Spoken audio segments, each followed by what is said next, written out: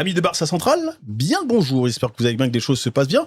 On va d'ailleurs savoir si le Barça, votre club, est injouable avec le recrutement du Ballon d'Or 2024, Monsieur Rodri. Pour m'accompagner dans cette vidéo, il a le maillot des Pays-Bas, Surakata. On essaie comment? Tranquille. On est là, hein, tranquillement. Je vais laisser la boutique, là, il y a Barça Central, ça commence à monter. Il y a bien. des chaînes maintenant, il y a des chaînes, il y a pas mal de choses qui se mettent en place. Est-ce que c'est le plus grand Ops du Barça? Monsieur Abdo est avec nous également. Oh, hop, c'est un bien grand mot, mais on est toujours taquin avec le FC Barcelone. C'est important, faut entretenir la rivalité, tu vois. Il est où Rodri? Je croyais qu'il allait au Real. Bon, alors là, c'est vraiment pas mon problème. Hein. Ah d'accord. Franchement, je te le dis, je suis l'un des rares madrilènes qui est vraiment content que Rodri ne vienne pas. Ah oui, c'est vrai. Eh ben c'est bien, parce qu'il ne vient pas au Real Madrid, mais plutôt du côté du Barça, avec Hansi Flick pour manager tout ça, avec l'arrivée de Gordon, avec l'arrivée d'Adeyemi. Avec l'arrivée aussi du petit jeune de Belgique. Ouais, ça, on va en discuter. Les gars, le Barça, ça commence à être un candidat très, très, très sérieux pour bloquer le Paris Saint-Germain dans ce tripit, les gars. Je sais pas, honnêtement. Encore une fois, Rodri, l'addition, elle est importante. Tu sais que le football de Hansi Flick est différent de ce qu'a pu connaître par le passé la Catalogne. Maintenant, moi, la grande question que je pose par rapport aux ambitions, en Liga, t'es quasiment injouable, même si je pense que cette année, ce sera l'année de l'Atlético et l'Atlético va enfin assumer son statut avant de repartir pour une série de 6 ou 7 années de chocs consécutifs. Mais ouais, je pense qu'en Ligue des Champions, ça me paraît encore un peu léger parce que devant, je trouve que c'est un peu tendre. Il te manque ce tueur d'expérience. Il te manque ce mec-là qui va mettre le but qu'il faut, même si t'as pas 1 milliard d'occasions. Au milieu, dans le contrôle, t'auras tout ce qu'il faut. À voir si Pedri réussira à briser son plafond de verre au plus haut niveau en Ligue des Champions. Ça va être une des questions qui va peut-être animer la seconde partie de saison du FC Barcelone. À voir si Rodri saura tenir sur ses jambes aussi, parce qu'il sort de 2 années avec des grosses blessures et plusieurs rechutes aussi. Pedri aussi a une santé fragile, Dani Olmo pareil. Donc au final, je sais vraiment pas comment situer. Rafinha aussi. Donc je sais pas comment situer le Barça honnêtement en ce moment.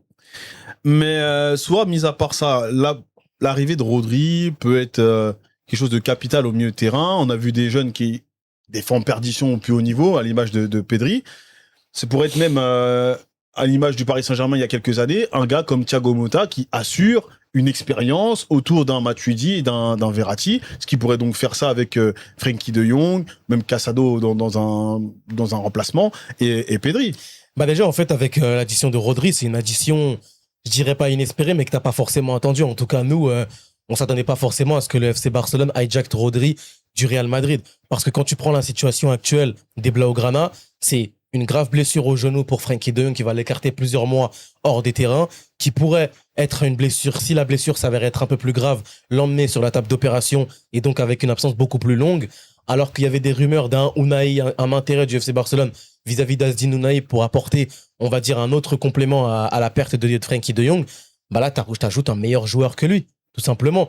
Le meilleur joueur de la Coupe du Monde 2026, le meilleur joueur de l'Euro 2024, un des meilleurs joueurs du monde, tout simplement, Rodri, Ballon d'Or 2024, une expérience exceptionnelle au FC Barcelone, et dans l'effectif actuel du Real Madrid, du Barça, pardon, à moins que je me trompe, le seul champion d'Europe. Le seul joueur qui a remporté la Ligue des Champions. À moins que t'en aies d'autres. Avec Hansi Flick, c'est les seuls joueurs qui ont remporté la Ligue des Champions. Je te dirais aussi qu'il y a Christiansen, mais l'on inscrit à la Masia. Donc oui, vraiment, après. Moi, avec tout le respect, moi, Christensen, je le compte pas forcément dans l'effectif, même si il est champion d'Europe. Il est champion d'Europe, c'est vrai. Et en plus, il a été quand même plutôt important dans la réussite de cette Ligue des Champions-là. Mais t'as un cadre aussi au milieu de terrain. T'as de la vraie expérience qui va être c'est une valeur ajoutée. Maintenant, tout à l'heure, tu parlais un petit peu du cadre tactique, du moule tactique qu'avait apporté Hansi Flick dans le changement qu'il avait apporté. Mais est-ce que c'est quelque chose aussi qu'a connu Rodri, ce système de jeu que met en place Hansi Flick? Parce que mine de rien, pour moi, là où il y a encore des failles, c'est que certes, Rodri peut te faciliter la tâche, peut te gommer certaines failles, mais est-ce qu'un Rodri à 30 ans, physiquement incertain par moment, peut jouer à 80 mètres de ses buts? Bah, si tu veux, la Liga, elle est plus rugueuse et elle met peut-être plus de coups, mais elle est moins intense que la Première Ligue. Tu sais que quand on parle de Mercato, on parle pas de la Liga. Oui, évidemment, mais je pense que ça a son importance s'il peut. Je pense qu'il peut marcher sur la Liga entre autres, sinon. Ah oui, honnêtement. ça. Mais en Ligue des Champions, moi, la vraie question que je pose, c'est est-ce que Hansi Flick saura être conservateur? Parce que Rodri, c'est une excellente addition dans le volume, dans la vista, dans la vision de jeu. Mais défensivement, c'est pas le numéro 6 qui m'a le plus convaincu. Alors, beaucoup me parleront de la Coupe du Monde. J'ai un ressenti sur plusieurs années où, notamment, finalement, là où il a été le meilleur, bah, il y avait quand même un John Stones à côté de lui pour faire un double pivot et une ligne de 3 centraux derrière lui. C'est quand même quelque chose de pas négligeable. Qui lui permettait en plus d'ailleurs de pouvoir se projeter, d'avoir des tâches offensives. Aussi. On l'a vu en 2023 Aussi, face tu vois, au Bayern ça veut pas Munich. dire que ça veut pas dire qu'il était mauvais, hein. Oui, C'est- oui, faut pas, Mais faut juste- pas. justement, est-ce qu'il faut pas faire attention à pas se faire bluffer par la Coupe du Monde? Où c'est super huilé bah, tu avec vois, Ça, c'est un point important. Luis de la Fuente. Il y a quand même, derrière lui, il y avait du Laporte, il y avait du Koubarsi, Fabien il y avait, Ruiz. il y avait Unai Simon, il y avait Fabian Ruiz je sais pas comment à chaque fois il se débrouille avec l'Espagne pour faire des trucs. Invaincu. On dirait qu'il jouait avec les ailes de En 60 Jupiter matchs. dans l'école Ouais. des champions. À côté de lui, il y avait des vrais trucs. Tandis que, on rappelle même dans la même saison, il y a eu des City face au Real.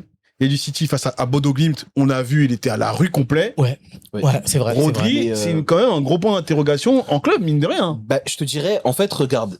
Vu qu'il va rejoindre le FC Barcelone, je suis moins inquiet quant à la complémentarité avec les profils autour de lui, parce que c'est les joueurs de la Roja avec qui il a été champion d'Europe et champion du monde. Donc là-dessus, c'est pas un problème. Là où tactiquement, moi j'ai un problème, c'est dans la phase où t'as le jeu d'Hansi Flick, tu joues extrêmement haut et t'as pas la défense de City en 2023 derrière pour couvrir les 80 mètres devant ton but et en fait tu as été trop poreux et on sait que Hansi Flick est plutôt inflexible sur sa ligne haute. Est-ce que Rodri c'est l'addition qu'il te fallait vraiment? Alors avec la blessure de De Jong, tu vas me dire logiquement oui, et là-dessus je rejoins l'essentiel des Blaugrana.